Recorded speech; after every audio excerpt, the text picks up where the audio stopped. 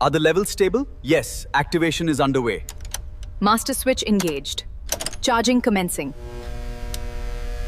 In May 1998, U.S. intelligence agencies were caught entirely off guard.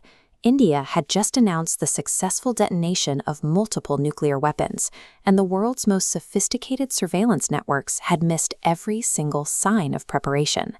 This evasion was possible because the Indian government was following a method of deception perfected 2 decades prior. It began in May 1974 with a test codenamed Smiling Buddha. While the government publicly described the explosion as a peaceful research project, it served a specific purpose, proving that a developing nation could hide the construction of the ultimate weapon from the world's most powerful observers.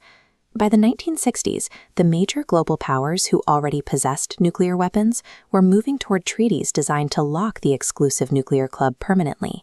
India, however, was facing a deteriorating security environment. In 1962, the country suffered a devastating defeat in a border war with China, exposing a severe vulnerability on its northern frontier. Less than a decade later, during the 1971 Indo-Pakistani War, the United States sent a carrier strike group to intimidate New Delhi. The message was clear: India was vulnerable to both regional rivals and superpower coercion. The government required a nuclear deterrent, but had signed Atoms for Peace agreements with Canada and the U.S., promising to use shared technology strictly for civilian energy. To solve this, leadership established a clandestine weapons initiative operating inside the existing civilian infrastructure. To build their deterrent without breaking public treaties, India's leaders decided the entire program had to remain in the shadows. Prime Minister Indira Gandhi authorized the project under the title of a peaceful nuclear explosive. Using the term peaceful allowed the government to continue working on the bomb while technically adhering to their international research agreements.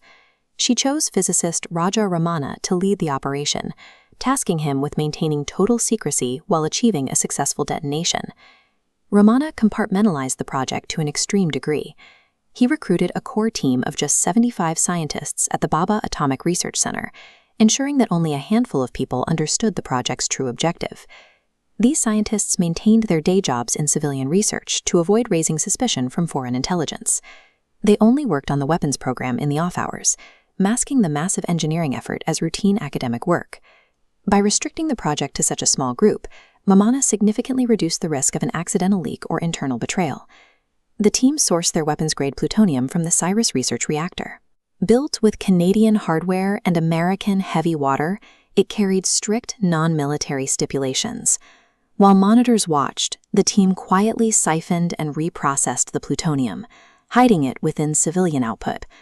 By early 1974, they had completed a 1,400-kilogram implosion device. It was hidden under tarps, loaded onto rails, and moved into the remote desert of the Pokhran test range. The project remained so well guarded that even India's own defense minister was not informed of the test until 2 days before it occurred. On May 18th, the device was detonated underground. Shortly after, a secure line was used to deliver an encrypted message: "The Buddha is smiling."